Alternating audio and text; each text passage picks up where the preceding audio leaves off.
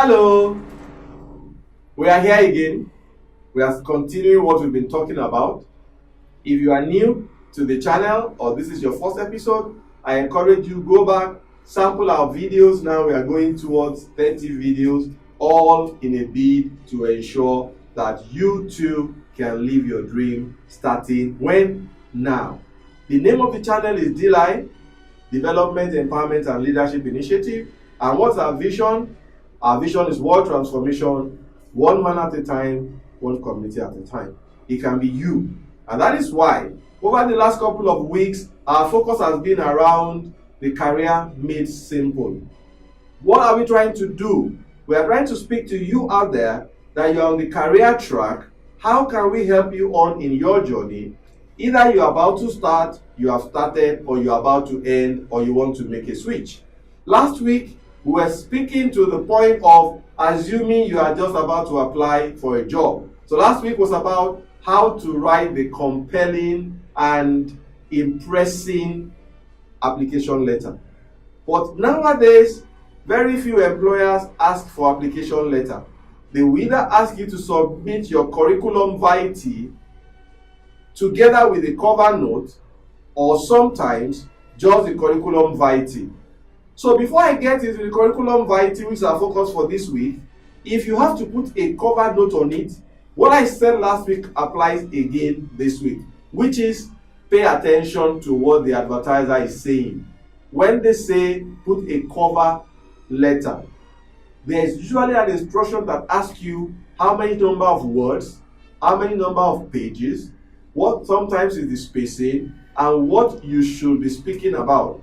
Usually, it is about how to sell yourself. I will come to that next week about how to know the difference between selling and telling. And I'll speak about that when I get to the interview point. So you want to make it a date not to miss that episode. I want to go back to my primary focus this week, which is on curriculum vitae. It has now been so abused. It has been so bastardized. Different people go through it with different methods. They follow different templates. It varies from country to country, from sector to sector. But irrespective of the template you want to adopt, there are certain rules that are fundamental. And whether I'm talking about application letter, I'm talking about cover letter, or I'm talking about curriculum vitae, CV, or I'm talking about even appearing and participating in an interview, there is one thing you must always remember. What's that thing? How do you stand out? You must not lose sight of what this whole process is all about. Just in case you've forgotten, this whole process is about what? Selection. You have an employer who has a number of openings and is looking to find the most suitable person to fill that position. When you are applying for a job, you are preparing your CV, bear in mind to say, what do I need to do to get me noticed, to get me the eyeball that I'm looking for, so that I have a fair chance of taking a shot at that job. And therefore, when you are putting together your CV, you cannot afford to have one standard CV, one template that you send to all jobs. Hey, your employer is not taking an exam from you where he has to be going through all your CV and be looking for which one is relevant. Every job application requires you to look again at your CV and do what? Tweak it, rearrange it. Let the most relevant experience to that role, let it be prominent. Whether you have a career objective at the top of your CV, whether you don't, let it be that what the employer is looking for is easy to find. Meaning, you are careful with your font. Your CV is not the point where you want to show your design skills on Word and on PDF. No. Let your font be straight. Let it be easy to read. It's not the time to use those very tiny fonts because you just like them very small. No advertiser has the patience to turn you into an exam they have to pass. Let the relevant details be clear. If the advertisement is looking for specific qualification that you know you have that stands you out, move it to the top of your CV. Remember that people start to read from the top, and if they don't find it interesting, what happens? They drop it.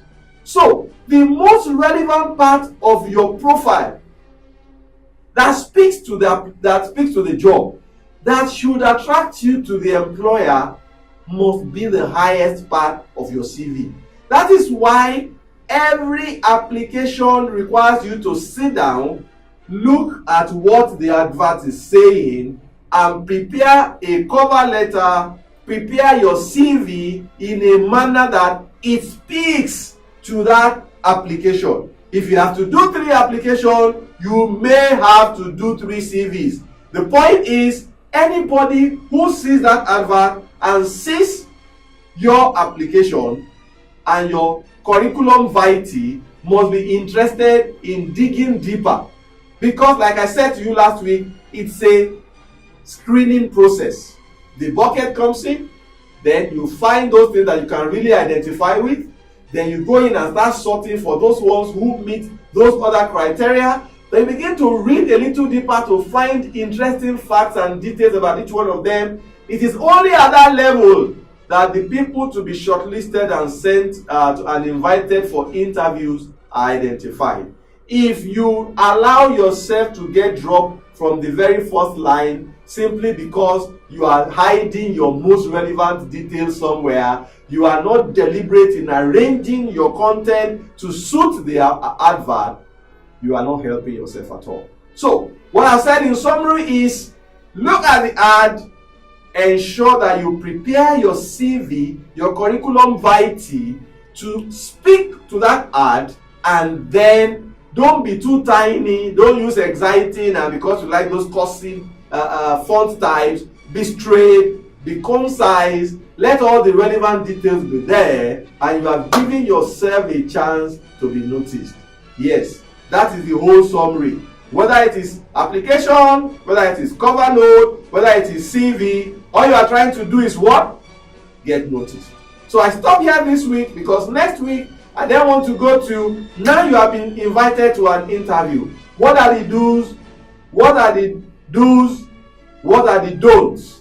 What are the things that you need to be aware of before you go? What are the things you need to avoid as you go? How do you prepare? Then we go to the interview itself. Then we go to what happens after the interview. And then we begin to trace it. What am I trying to do? Help you so that very soon you too can start living your dream. I encourage you to subscribe. Yes, just subscribe. You'll see the new videos when they come out. And I will appreciate you sharing and sending in your comments. It's an encouragement to know that, well, at least we are connecting with you. So, thank you for being here once again this week. As usual, T-Mark is still my name, and all I'm trying to do is what? Make a little difference. Thanks once again, and see you next week. Bye.